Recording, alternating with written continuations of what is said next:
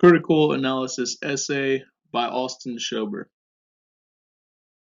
The two stories that I have chose for the critical analysis essay and presentation are The Secret Life of Walter Mitty by James Thurber during the Modernism period, and To Build a Fire by Jack London during the Realism period. So the quote, "Literature adds to reality, it does not simply describe it, it enriches the necessary competencies that daily life requires and provides, and in this respect, it irrigates the deserts that our lives have already become," by C.S. Lewis.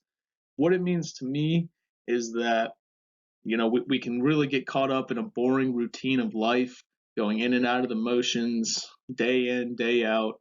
And when you get a good piece of literature and you begin to read it, you can really get immersed into a different world that you know really irrigates your mood, your motivation, your entertainment.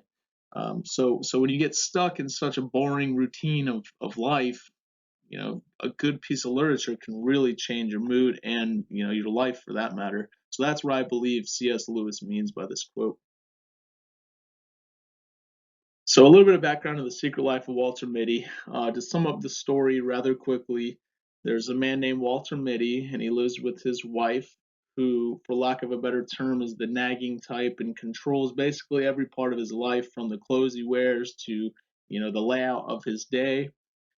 So they go out to get her hair done. He's driving her. He drops her off, and she wants Walter to go ahead and go pick up some some things like shoes and another thing that he can't remember while she's getting her hair done. And as he goes throughout the rest of the day, he goes into these trance-like stages of his imagination where he pictures himself doing incredible things and putting himself in incredible scenarios.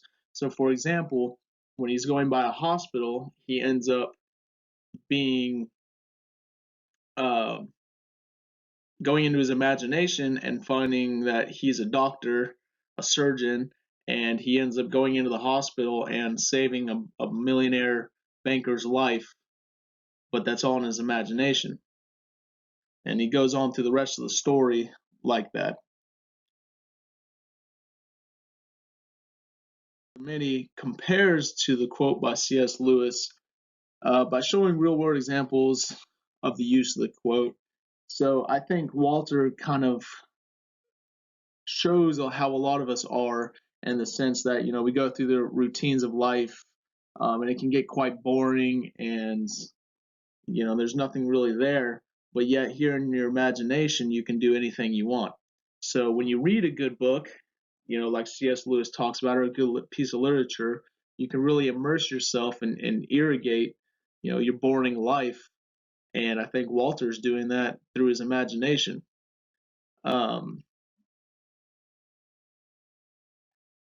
Now it can contrast because it doesn't necessarily enrich the necessary competencies that daily life requires and provides. And the reason I say that is because it can kind of get a negative connotation after you read the book, because you come to the realization that a lot of people do live in this life where they're just going through the motions. It could be kind of depressing, but nonetheless, it does show you the meaning of the quote. So a quick background of To Build a Fire. This book is about a man who lives over in Alaska in the Yukon, which, if you don't know, is a very, very cold place. And and during this book, it's actually 60 below zero. Um, and the man wants to get to a different camp, and so he has to cross some of the Yukon wilderness in order to get there while it's 60 degrees below zero. Now, an elderly man advises him not to go, especially not to go alone. But the man is cocky, to say the least. So he decides he can do it anyway.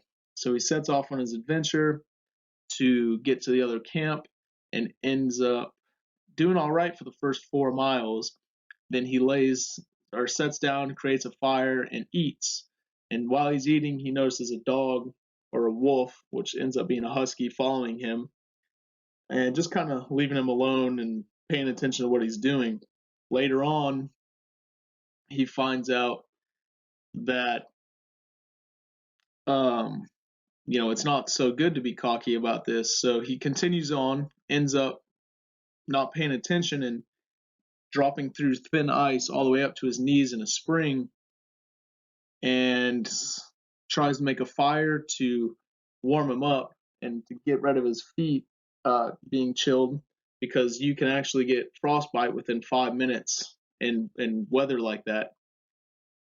So he gets his first fire started, then a big old thing of snow falls on top of it, and now he's got to make a second fire, and he starts to kind of panic a little bit.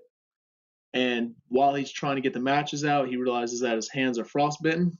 So he basically comes to the realization that he should have listened to the old man who gave him that wisdom not to go, and that his cockiness is ultimately going to be the reason for his death, because now he can't get a second fire started. He ends up just accepting the death and sitting down and, going out peacefully. So he says in the book. Now, this compares to C.S. Lewis's quote because right in the beginning of the quote, it says, "Literature adds to reality, it does not simply describe it." And I think that this adventurous short story really hits home for that portion of the quote. So it adds to reality and does not simply describe it. So you're really living in the setting of this short story. So, it can really add to your own reality by, showing you these lessons that were depicted in this story. And it's also just a great adventure story if you haven't read it. Now it contrasts because it may not feel enriching after reading the story, because it does kind of have a negative ending to it. You might not necessarily feel enriched because you're learning these hard lessons, about not being cocky, and, it could ultimately lead to your death. Now, at the end of the day, both of these were great short stories, and I believe we can all learn a lot from the quote of C.S. Lewis.